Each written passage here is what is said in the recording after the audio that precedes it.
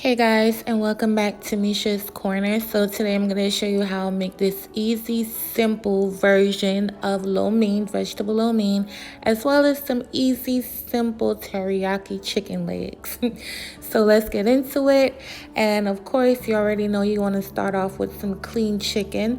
I washed these up with vinegar and salt. You already know how this goes. And pretty much I'm going to season this up, but I'm not going to use any salt. The sauce has soy sauce. So you want to be careful, use low sodium spices if you don't have unsalted seasoning in your house.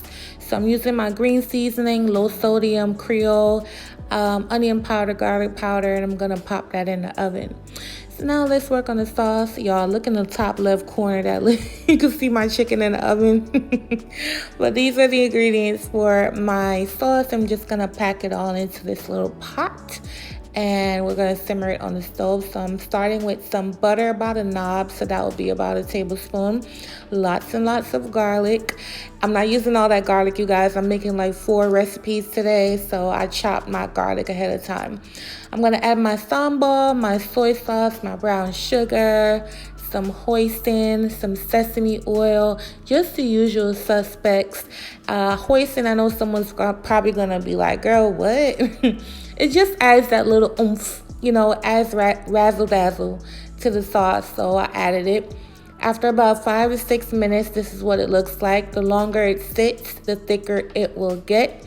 That's my chicken right there, baking away. All right, so these are the ingredients for the lo mein. This is the lo mein that I got from the Kroger supermarket, but you can use your preferred pasta in this case. Here I have my cabbage mix, my carrots, and as well as my bean sprouts.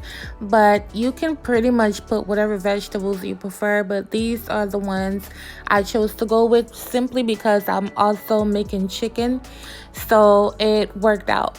So I'm going to saute the carrots and the peppers for about 5 minutes just to get the edge off and soften them up a little bit.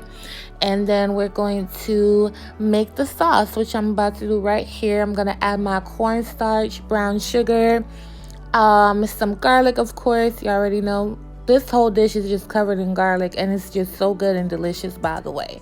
Next, I'm going to add my soy sauce, my sambal, and my sesame oil. You guys, doing voiceover and recording is just such a hassle with braces, and I'm not going to apologize for it. It's really a hassle. And I feel like I rush through my voiceovers, but I'm trying my hardest to sound decent to you guys because it's actually really hard, but I'm making it work. So now I'm just going to add my cabbage down in here and mix it up really well.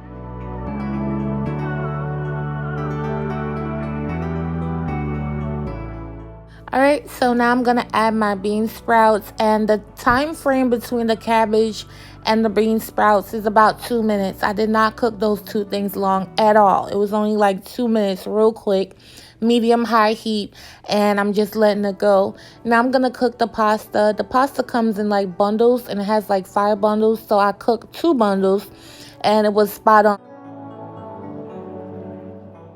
Alright, so now I'm just going to add the sauce and allow that to cook for 1 minute, or maybe even less than that, but 1 minute, and then you're going to add the pasta. Now, it's very important to have everything nice and ready to go, especially when you make a dish like this, because the sauce is very timely. So you have to make sure you have everything ready to go, your vegetables chopped and cooked, your pasta already in the water before you add the sauce, because I took the pasta from the water directly into the pot. So I didn't let it sit and drain. This kind of pasta, I don't suggest cooking way ahead and then using it later. It's going to be a mess. So please, take that tip. Do not boil this pasta and put it to the side thinking you're going to be good to go in 30 minutes or whenever. Make sure you have everything ready to go and lined up at the same time. This is what the chicken looks like after about 30 minutes on 400 degrees. And so now I'm going to start basting it with the sauce. I'm going to baste this actually about 2 or 3 times until I have no sauce left. Right here, I'm just showing you guys that if you don't have a pastry brush, you can use a spoon. I prefer a brush because you get more surface area with a brush, as well as you don't waste the sauce. And when I say waste, I don't mean like in the trash, like waste it gets to the bottom of the pan and not on your chicken when you use a spoon. So I prefer a brush, so I suggest getting one if you can, but if not, you can of course use a spoon and pour it over top.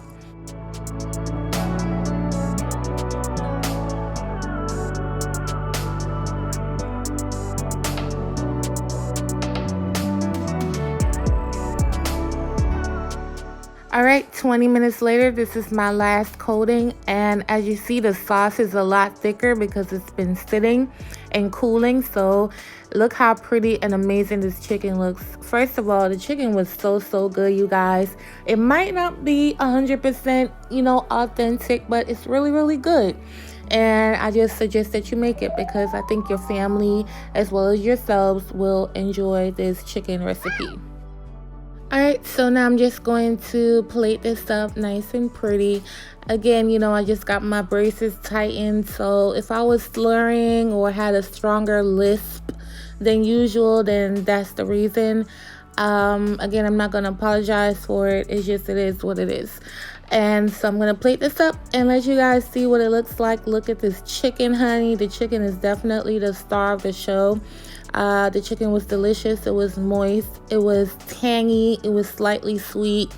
And I hope you guys give it a try. If you do, make sure you tag me and let me know what you think. Don't forget to hit me with a subscribe and a comment.